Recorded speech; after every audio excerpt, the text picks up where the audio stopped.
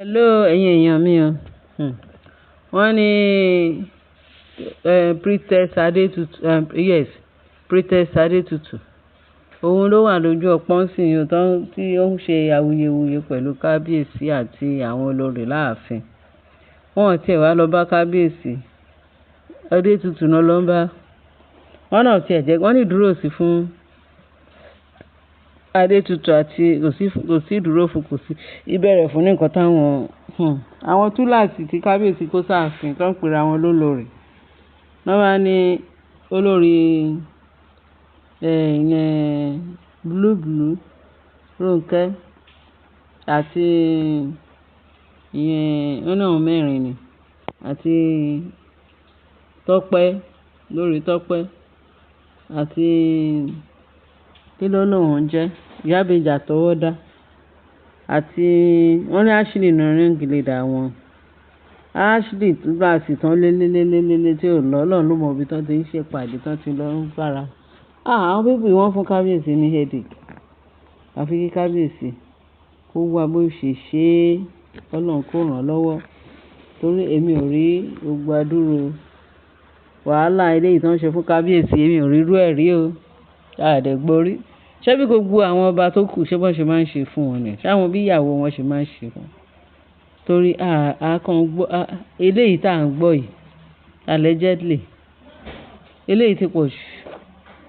At least tó wá pé gbogbo nǹkan táwọn èèyàn tiẹ̀ ń sọ wọ́n ní tó wá pé kábíyèsí tiẹ̀ fẹ́ yàwó tó wá tiẹ̀ fẹ́ yàwó tó fẹ́ yàwó dé Naomi torí gbogbo àti Naomi ti já gánran chassis. Naomi ò dé labour kò tí ì lọ sí ilé ọkùnrin kan dé o kì í ṣadé labour o gbogbo àwọn tó kọ adé labour níwọ̀n o àwọn náà ń fún kábíyèsí ní wàhálà yìí o tó ń fún ní túláàsì gbọ́nmi sí omi ò tó. Kábíyèsí wọ́n ló lẹ́mìí o Ọlọ́run ni Ọlọ́run ló gbèrò wọ́n láwọn yẹn pé kì í ṣe kékeré wọ́n tún lọ bá kí ló lóun jẹ́ Adétutù pé tí ò bá fi ọkọ àwọn sílẹ̀ lọ́rọ̀ ó máa fi ilẹ̀ ní èlé. Wọ́n á gbé wújà máàtù wọn náà gẹ́gẹ́ bá ṣe gbọ́ wọn náà ti lọ bá àwọn mẹ́rin olórí Tọ́pẹ́ olórí Rónkẹ́ olórí kí ló lóun tó ń jẹ ní TikTok lórí àti Ashley tó jẹ́ ríǹgì ń dà wọ́n. Wọ́n ní kò sí kinní láàfin Dr. Lizzie ò sí láàfin èyí olórí Mariam náà wọ́n ní kò sí láàfin. Wọ́n ní bẹ̀tẹ̀ àwọn mẹ́rin yẹn náà lọ wọ́n ṣègùn lọ bá wọ́n lọ bà lẹ́nu ọ̀nà ẹ̀. Ó jọ pé bóyá kábíyèsí o bóyá princess yẹn ti rí Princess Adetutu bóyá ó ti wà láàfin kò tiẹ̀ yé mi because àṣàmọ̀ pé ìyàwó méje ni kábíyèsí ń fẹ́ ẹtí ìkẹjọ yìí wọ́n ní that is Princess Adetutu yìí kò tí òyìn ló fẹ́ ṣì kẹjọ tí kábíyèsí fẹ́ dáwọ́ lẹ́sìn tó lóun fẹ́ ṣùgbọ́n wọ́n ní gbogbo àwọn tó kù pé wọ́n ti lọ àwọn tí ò sí nílé nìkan ni tó bẹ̀tẹ̀ àwọn mẹ́rin tó kù olórí Rónkẹ́ Tọ́pẹ́ Ashley àti TikTok ìyẹn Ìyábẹ̀jì àtọwọ́dá wọn láwọn mẹ́rin náà lọ ibà pẹ̀lú jamaatu gbówó yẹn tó 20 to 25 million tó mú lọ fún pé kó gba owó yìí wọ́n gbé sínú báàgì wọ́n wá jù fún pé kó fi gba owó yìí kó fi ọkọ àwọn lẹ̀ kó fi kábíyèsí lẹ̀ o tí ò bá fi kábíyèsí pé tí ò bá gba owó yìí tí ò bá fi kábíyèsí lẹ̀ lẹ́rọ̀ pé òun pé òun máa fi lẹ̀ lé wọ́n ní kì í ṣe kékeré wọ́n ní ìwọ pẹ̀lú bó ṣe sọ pé òun ṣe àjò fún kábíyèsí òun ṣe gbogbo ẹ̀ òun ṣe gbóǹṣà ó wá di pé fífẹ̀ ló wá kù. Wọ́n ní tó bá dán òpó dáràn náà bá ju owó yẹn lẹ̀ fún náà sọ pé àwọn yìí ń padà bọ̀ tí ò bá ti ya tètè dẹ̀yìn lẹ́yìn kábíyèsí torí àwọn ò fẹ́ láàfin wọn ò tiẹ̀ fẹ́ rí fìrífìrí ẹ̀ rárá láàfin ó dẹ̀ wọ́kọ̀ tiẹ̀ síwájú ó ṣe wáyé gbogbo jẹ́ ọkọ wa ẹwà àwọn tó ń sọ pọ̀ ọkọ àwọn iṣẹ́ mọ̀ wọ́n sọ pọ̀ ọkọ wọn nǹkan tó tiẹ̀ máa ń bí àwọn èèyàn nínú nìyẹn. Tẹ́ bá ń wá pé ọkọ yín wà níbi tẹ́ ti ń bọ̀, ẹ ti lọ́kọ ńta. Pẹ̀lú bẹ́ẹ̀ ṣe lọ́kọ ńta yẹn náà, ẹ tún ń dá àlè rẹpẹtẹ. Torí àṣírí Ashley àti àṣírí Mariam ó ti tú rẹ́kẹrẹ̀kẹ níbi tán sọ wípé wọ́n mọ boyfriend ara wọn náà takora wọn gidi gan. Boyfriend Ashley, boyfriend Mariam, wọ́n láwọn méjèèjì wọ́n fi boyfriend gbága. Eléyìí ò ṣe pé dẹ̀ sí o, nǹkan tá a gbọ́ nìyẹn o, nǹkan àjẹjẹ́lẹ̀. Kì í ṣe pé bóyá à ń sọ àhesọ tá a bá gbọ́ àní sọ. Tí ó ló bá di pé wọ́n wá ní ọkọ àwọn o, kábíyèsí o, wọ́n fi kí kábíyèsí fọkọ àwọn sílẹ̀ o, kí kábíyèsí ṣe kíní o, kí kábíyèsí ṣà o. Princess Adétutù pé tí ò bá fọkọ wọn lẹ̀ ó bá rògo o. Nǹkan ń bẹ á lọ́kọ àwọn ọkọ àwọn. Àwọn èèyàn sọ̀rọ̀ gan-an nígboro tá à ń gbọ́ íńtánẹ̀tì. Wọ́n ní àwọn eléyìí tó yẹ pé kábíyèsí kò tiẹ̀ rí sí gbogbo ọ̀rọ̀ rádaràda àwọn pípù yìí tó ń sọ.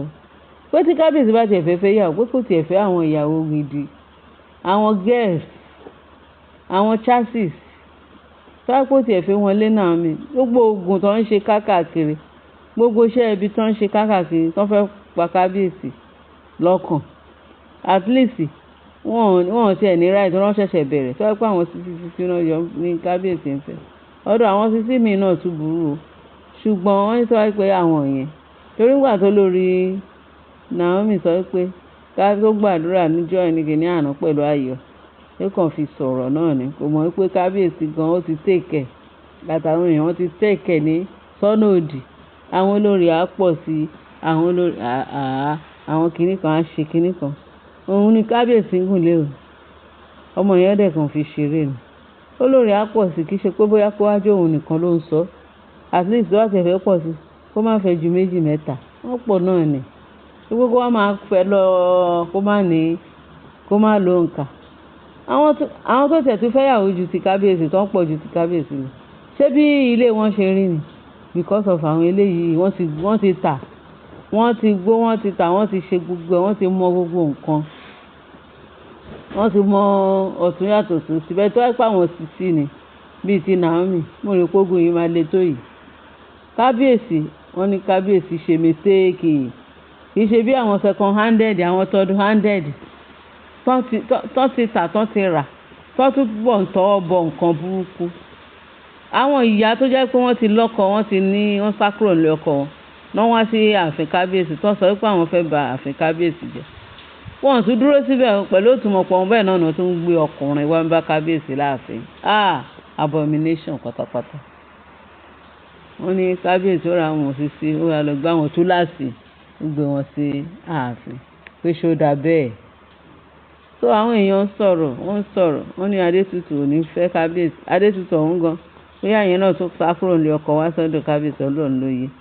Kábíyèsí ẹ̀yin náà ẹyẹ fẹ́ yàwó mọ́ kí ẹ̀yin náà kẹ́ lè mọ bẹ́ ṣe fẹ́ sẹ́tù gbogbo àwọn túláàsì tó wà láàfin. Ṣùgbọ́n it's best known to you kábíyèsí.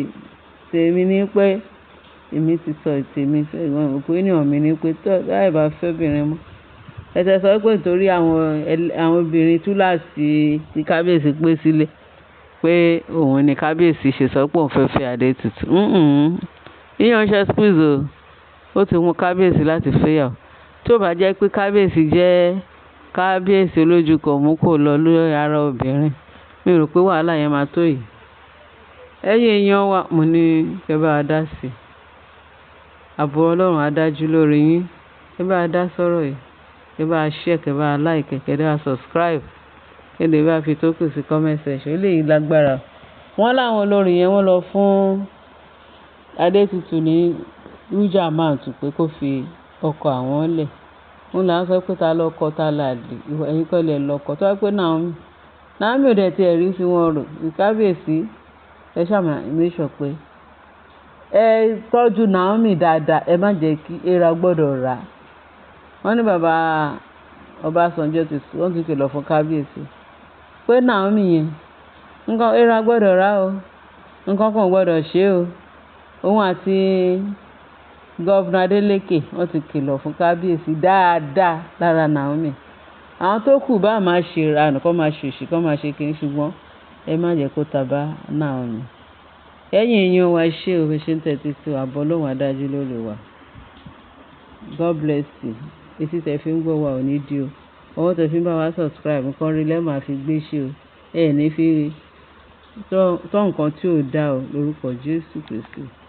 Olúwa tó lùgbàlà wa. Àmín àmín lórúkọ Jésù. Ṣé gan báyìí.